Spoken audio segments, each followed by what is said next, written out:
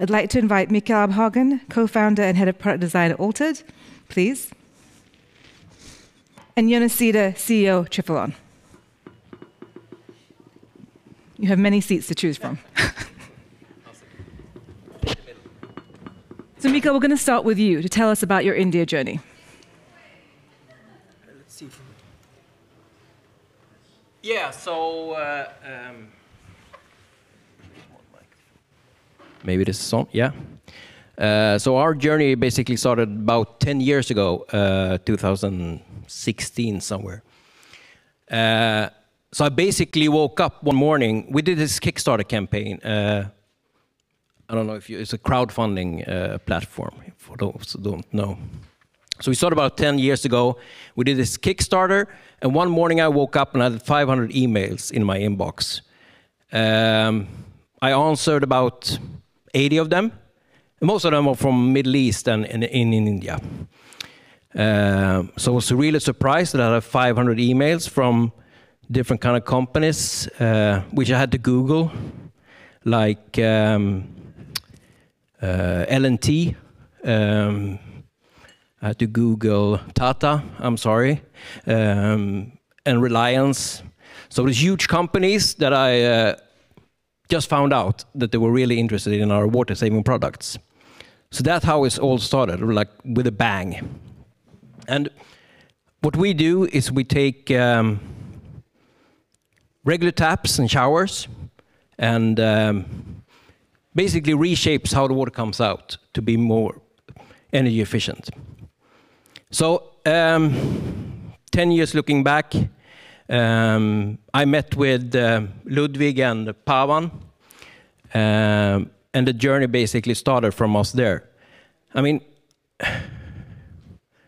the problems with water is that there's a lot of lack of it, especially in India. And recently we also found out here in Stockholm that there's a huge deficit when it comes to water. I had my "I told you so" moments because we know this 10 years ago there was going to be some kind of water crisis even in Stockholm. So basically what we do with our product is that we use regular taps, retrofit it. There are more taps and showers in the world than there are people, obviously. So there's a huge kind of benefit of doing refitting, reinstallations to be much more energy efficient.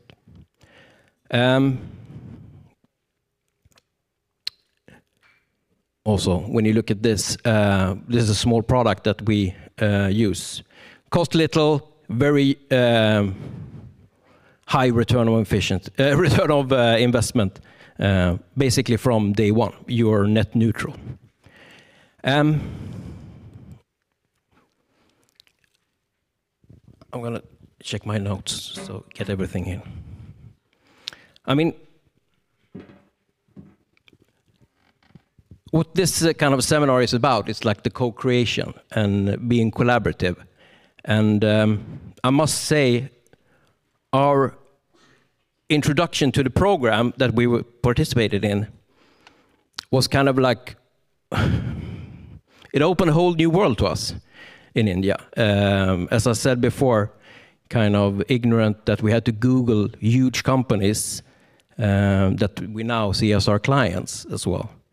And I take that back to Pavan and to Ludvig and the program with the Energy Agency, that they have really helped us navigate this journey. Otherwise, we've been quite lost. So I was asked to do some kind of summarizing what we had learned from this kind of crazy journey for 10 years.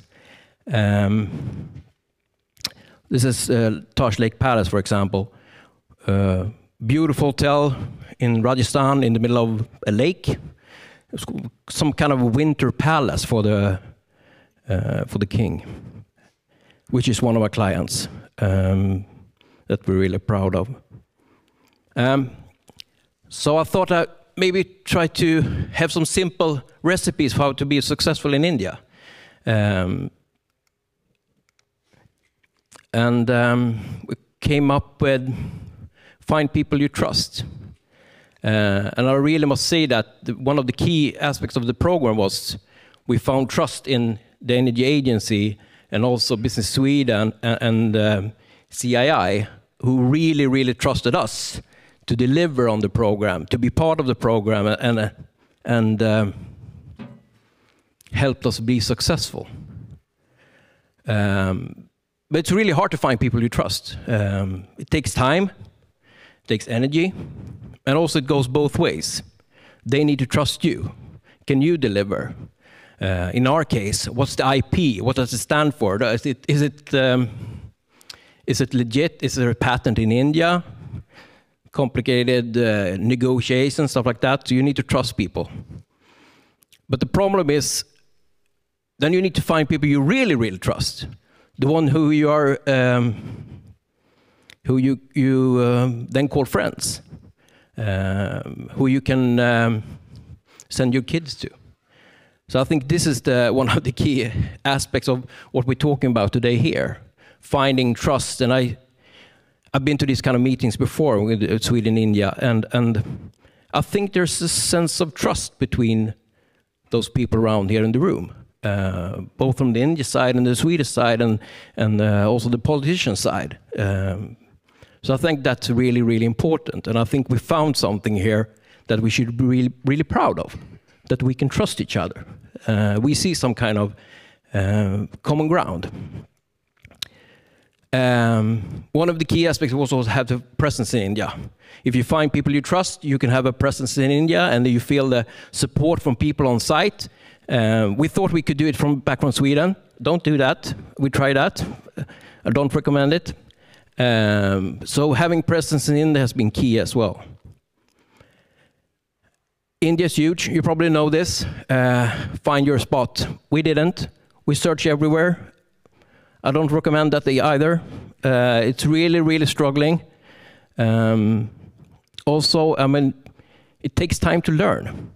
Every kind of district and area is different. It takes a really long time to learn. And even if you have like trusted partners there, it takes time to learn. You have a new product, they see a new product, there's a new market. I mean, find your spot. And the most challenging one, maybe, you should be lucky. I mean, we had this product for, I mean, almost like 20, 30, I think it's 20 years now. It was first invented 20 years ago. I mean, it took the inventor 10 years to get it into market when we started. And basically now, looking back at what I said before, now Stockholm see an issue with water, and we need more efficiency. So I recommend be lucky. That's a huge part of success. Thank you, Mikael. I also will say that, and I can see that you've taken that to heart, is that culture becomes an important connector. And if you're going to share outcomes with India, you do it in the form of a recipe. Absolutely. Jonas, you're one of the newest parts of the India-Sweden Innovation Accelerator, and we'd like to hear from you in terms of your experience, of course, from what Mikael was saying here, and the recipe that he put forward. Sure. So Trifilon, we have only been focusing on India the last 18 months, I would say, and it was also thanks to this project with ICEA and the support from the Energy Agency and Business Sweden and CII, amongst others, that we actually went for India. So India is the first country and nation that Trifilon has went outside from Sweden for. So that's where we started our global expansion, but it's only 18 months ago. And a lot of things has happened. So we can, just to tell you a bit about what Trifilon is doing. We are developing technology and materials that is both sustainable, but also very much focusing on, to deliver economically smart solutions. Because we think that the big challenge when it comes to the green transition is not to find sustainable solutions, but also very price attractive solutions, so that it doesn't cost too much burden on making the green transition. And everything started then with India in this case, not when it comes to the technology that has been in place in Sweden. And now what we have done with India and with the help from our partners is to create and develop more economically smart materials. I will tell you more about that soon. But the problem with plastic is that where we can start. We need plastic. We need plastic today, and we will need plastic tomorrow and in the future. There are many high volumes of plastic out there. The problem as we see it is that it's only 1% of all the plastics out there today that represents bio-based or bio-attributed alternatives. And the main challenge as we see it is that, as I said from start, that these kind of new sustainable solutions is too expensive. And by that not accepted fully by the big industries. And the second thing is there is still a lack of technology and machine solutions for the large-scale industries so that you can produce these kind of new materials without compromising on throughput or economy. So what our solution is that we have developed through many years of R&D, and we also have IP and patent, of course, to this technology. We have developed our own solutions, our own big-scale industrial machines that can produce these kind of green materials, you can say, in high throughput, exactly as the conventional plastic are producing the fossil fuel plastics today. The proof of that is that we have right now a full-scale proof of concept factory in Nyköping, Sweden, where we are producing for customers, delivering to the European market today. And how India came into this was because we needed to find solutions where we can also develop and offer materials that is much more price attractive than we are having today. So that's how everything started. We knew that India has a big farming community, a lot of agriculture, and we saw a high interest in trying to find solutions where we can utilize those bio-waste streams, the agriculture residues, to use them as fillers in plastics.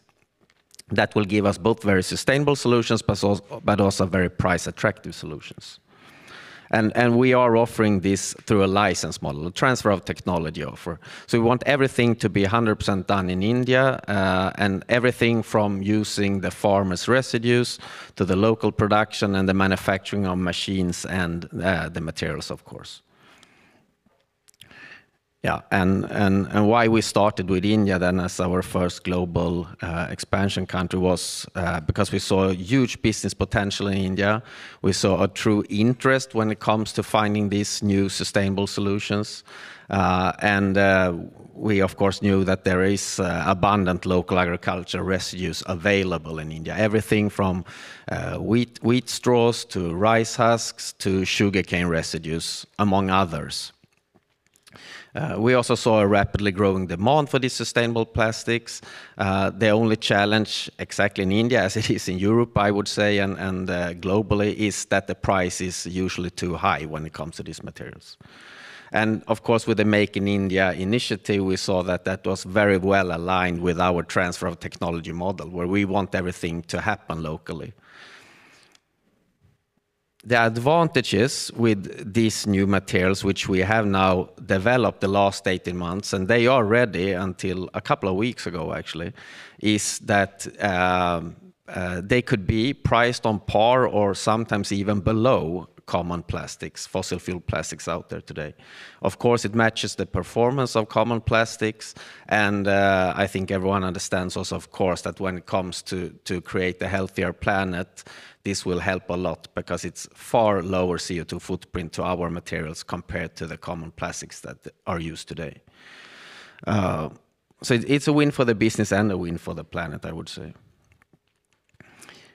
The India materials are brand new, and they were developed the last months. But before that, we also have our European materials. So we have use cases already today. Brands that are using our materials in everything from consumer products to different kind of automotive applications and interiors. And also you can use it for building applications and products and so on. Packaging is very interesting when it comes to our materials. Why we haven't grown more in Sweden so far is because we haven't had this kind of price-attractive material, which we will have now with our India initiative. I can just say there was one slide, but now it was not there, where we are today. So after these 18 months, the materials are ready. So the first 2 exclusive India brands were testing these materials actually last week with our team there on place. So we have chosen 2 exclusively Indian brands. One is the second biggest luggage manufacturer, an Indian company, and then the second one is in fast mover consumer goods, one of the larger companies in India. So it's very exciting for us now. Now we have seen the first prototype made of, in this case, rice husk biocomposites. And we have a joint venture in place. We do that together with 2 companies, Innovate Packaging, and then maybe the more famous company, DS Group. So we have been fully dedicated to India, and we will continue to be that, because we see India as the absolutely most interesting market right now when it comes to our offer. So with that, because you talk about, of course, you've 18 months, a lot has happened. So Mikael put forward a recipe, and Mikael, I want to ask you a question about this recipe, because as detailed as it was also very opaque. You talk about trust and then really trust. And of course, predictability, the length of the program, of course, plays a part into this. But if we can ask you in a sentence to tell us, what do you mean when you talk about, how do you know you've reached critical trust point? In one sentence? 1.5.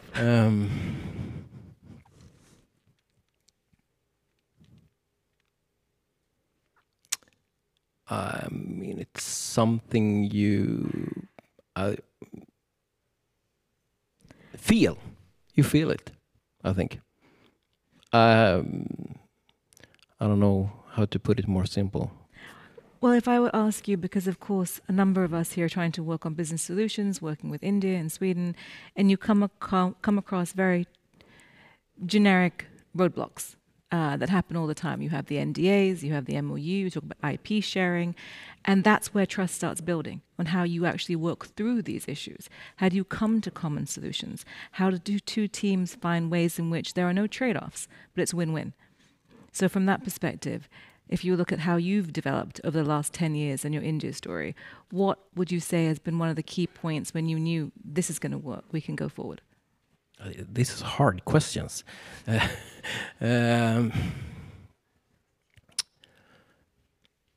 I mean, obviously, you both need to benefit from it. I mean, it's in any business case.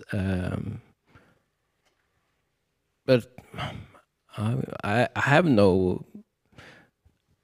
I don't have any sure answer, basically. You mentioned your ROI is 3 months. Yeah. What was the response to that when you pitched it? Everyone says great, but could we buy an EV instead? I mean, sometimes our products is so small, it's so basically basic, it sometimes get lost in this kind of big process. I talked to Ludvig recently, as we talked about the cement and the steel industry. I mean, our product is so small, it's just like 2-3 centimeters that you put in a tap. So, I mean, it's not like super exciting. It's not that sexy. But then that brings me to a question I have for you, Jonas, building on what Mikael says, is that the communication becomes critical. Helping people understand to increase the footprint, to understand how this can make a change. It might be small, but it's in context of a larger footprint and solution. You come 18 months in India, you come at the tail end of a program that has been running for over 10 years. How do you benefit, and what has been your experience from the alumni that you work with, the talent that you have in the Energy Agency and CII and Business Sweden to actually build from the get-go? Because, of course, Mikael's been working now for a while and understood what India needs. You've done a lot in 18 months. How has the ISEA program helped you? I mean, that was the key for us. First, we wouldn't go for India if we didn't have that kind of support, because we're such a small company. We're only 15 people. So that was the key where we decided to actually go 100% on India. And the second thing was that I think we, if you understand me correctly, played that card very well. That we always used, you know, the Swedish Energy Agency, Business Sweden, the CII, as our reference when we were there, because that helps so much. Actually, it was just like, you know, mentioning that those were backing us up. Then you knew that you are starting here and not here, always to need to convince everyone. And that was maybe the thing I was most impressed about in this program with all these partners. That, I mean, we actually met with people in the Indian companies, one of the world's biggest companies actually, you know, with people on the absolutely highest level compared to if we were about to try to do that in Europe. I can promise that would have taken us, you know, 3 years to actually, you know, come as close to this. So I think that was maybe the most amazing thing. And that's the reason why with all the Indian now big companies we are collaborating with, I think the key was there, because we met with people on the highest level also. You need to meet with everyone, of course, but if it takes too long to meet with the people up there on the highest level, things goes too slow, I would say. So that's what we definitely saw as the biggest advantage to be a part of this kind of program. A small company can look much bigger and have much more firepower with help from authorities, for sure. I can't agree more. I mean, the doors this program has opened for us, I don't know if we would ever gotten a reply from these companies if we've tried to contact them. So, I mean, it's been very, very important to get that kind of level. Also politically, meeting like policymakers and stuff like that, CII as well. I mean, they know everyone and they open doors for you. It's super impressive. So institutionalizing trust is probably the way forward, to work with stakeholders that can do that. And that's something for us to take as we go forward, as platforms get built, is there is a network of communities that we should rely on and look at when we go forward. Ladies and gentlemen, please join me in giving them a warm round of applause.